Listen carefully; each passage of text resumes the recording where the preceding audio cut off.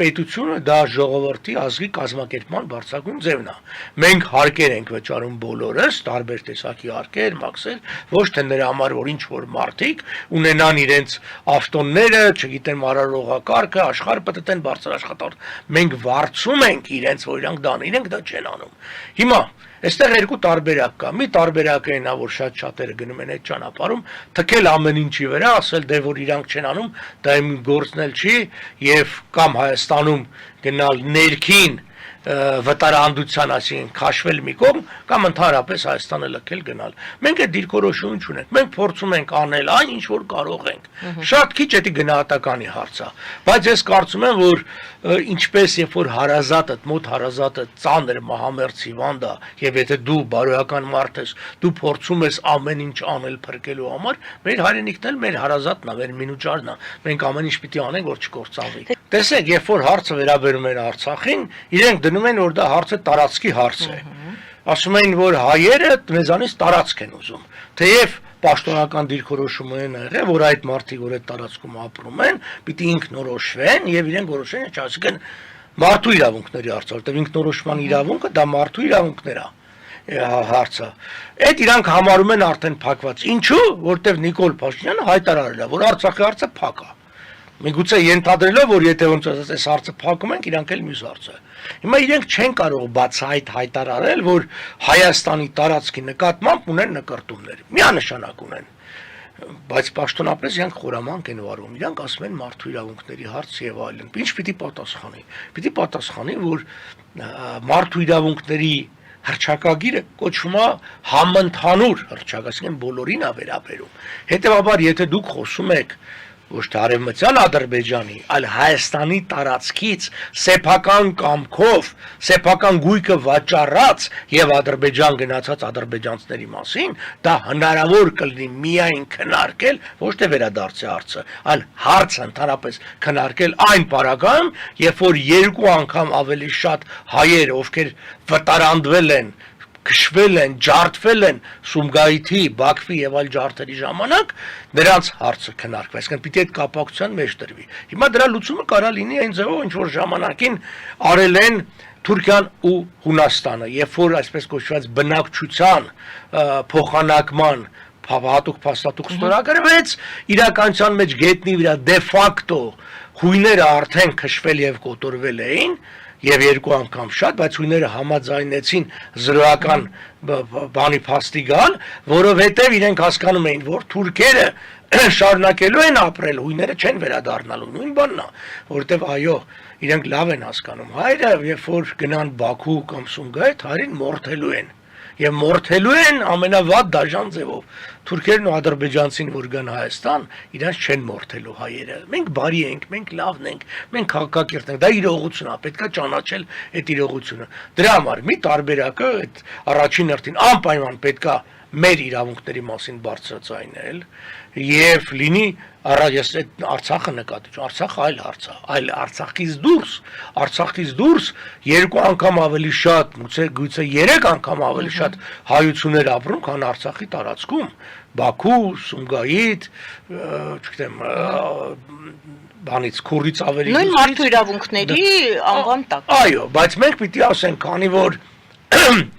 դուք չեք կարող ապահովել եւ բերել փաստերը այդ բանի, հետեւաբար մեր առաջարկը պիտի լինի այդ մասով, այսպես հաշվանցում անել, ընդհանրել զրոյական տարբերակի,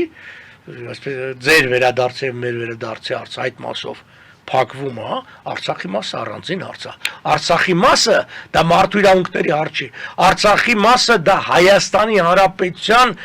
տարածքի վերականգնման, ամբողջական վերականգնման, որը ոտնահարվել է ռուս բոլշևիկների օկուպացիայի հետևանքով։ Դա էլի գնաց առաջին հանրապետություն։ Այո, մենք տեսնում ենք, որ իշխանությունները գնում են զիջելու ճանապարհով եւ իրանց թվում է, որ քծնանքը, զիջումը, անգամ ստորակարշությունը կարող է դեր ունենալ քաղաքականության մեջ, դա չունի։ Հատկապես երբ որ դիմացը ադրբեջանցիներն են, ասեմ փորձը ցույց է տալիս վերջի 10-15 տարվա, որ թուրքերը շատ ավելի քաղաքակիրթ են, շատ ավելի սթափ են, քան անգամ ադրբեջանցիք։ Այն անհետեցությունները, որ իրանք դուրս են տալիս Ադրբեջան, անգամ թուրքերը երբեք չեն արել։ Բայց Գիտեք, անհետեցությունը մեզ համար, մենք դա գիտենք։ Այն սուտը, այն անհետեցությունը, որը ասվում է, տարածվում է եւ մեծ գումարներով էլ աջակցվում է, դառնում է, կարծեք թե բնական։ Հիմա տեսեք, մենք քննարկում ենք, այսպես ասած, արևմտյան Ադրբեջանի հարցը, իրանց սա մի հարց է, որը չկար չէ մի քանի տարի առաջ։ Բայց իրենց հաջողվեց դնել։ Այսինքն իրենք նախ ասեմ ձեր Հեյդար Ալիևի ժամանակվանից կրկնօրինակում են, ընդօրինակում են մեր բոլոր քայլերը։ Հայերը ունեն ցեղասպանություն, բնականաբար իրենք էլ ստեղծեցին ցեղասպանության օր։ Մարտի 30 թե 31-ը այդ օրերը հայերը ունեն արևմտյան Հայաստան, իրենք արևմտյան Ադրբեջան։ Անկամ այս Ադրբեջանը հանրապետությունը Սասկի Ադրբեջան չի, սա Արան ու Շիրվան է եղել։ Ադրբեջան դա իրանական տարածք է եւ այլն։ Նայեք, պիտի պատասխանեն։ Հայերը խոսում են էթնիկ զտման մասին, իրենք սկսեցին էթնիկ զտում ձևակերպում օգտագործել։ Այո, եւ իրենք հուշարձանների հարցը իրենք մեզանից շատ ավելի բարձրախոս են դրա մասին։ Բարի, Փաշինյանից եմ մեջբերում։ Եթե Սահմանադրական դատարանը բոլորս երևի գիտենք այս ձևակերպումը, որոշի, որ խաղաղության պայմանագիրը չի համապատասխանում Սահմանադրությանը, ես կնախաձեռնեմ սահմանադրական փոփոխություններ։ Սա նախ լկտիության ցուցանիշ է։ Ինչպես հասկանալ սա։ Սա լկտիության ցուցանիշ է, այն մասին, որ ինքը համարում է ոչ թե Հայաստանի ինքն իրան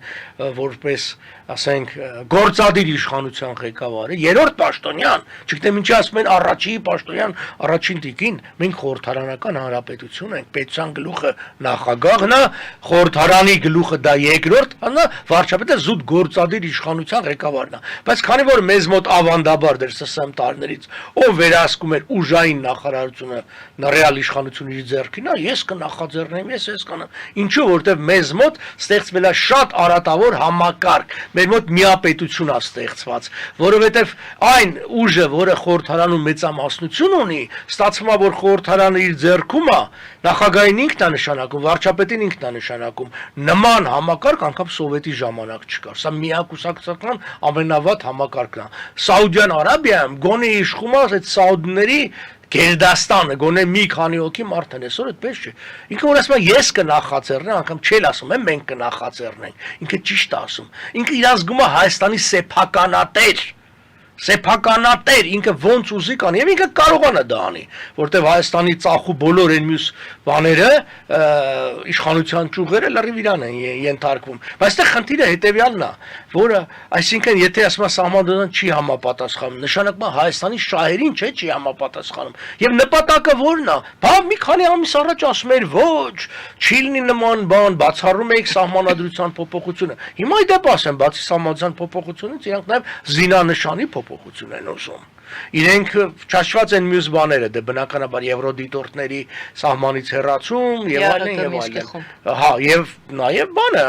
ամենա, այսպես ասած, վտանգավոր, այսպես կոչված արևմտյան ադրբեջանցիների վերադարձը։ Բայց եթե մնա Նիկոլ Փաշինյանն նա դրան էլ համաձայնելու։ Իբր դա խաղաղության չի բերելու խաղաղություն։ Դա չի բերելու խաղաղություն, որտեվ 17 կետ էր, չասում եք 15-ն է համաձայնեցված, մնաց 2-ը, 2-ն էլ համաձայն ամեն համաձայնեցված կետից հետո եւս 2-ը ծնվելու է։ Գիտեք, հայկական հեքիաթներում մի դրվագ կա, ասում է հերոսը կտրեց այդ վիշապի գլուխը եւ մի գլխի փոխարեն 2-ն աճեց։ Նման բան կա մեր հեքիաթներում։ Այդ նույն վիճակն է։ Դու բավարարում ես մի ցանկությունը, մի պահանջը, դրա փոխարեն 2-ն է ծնվում։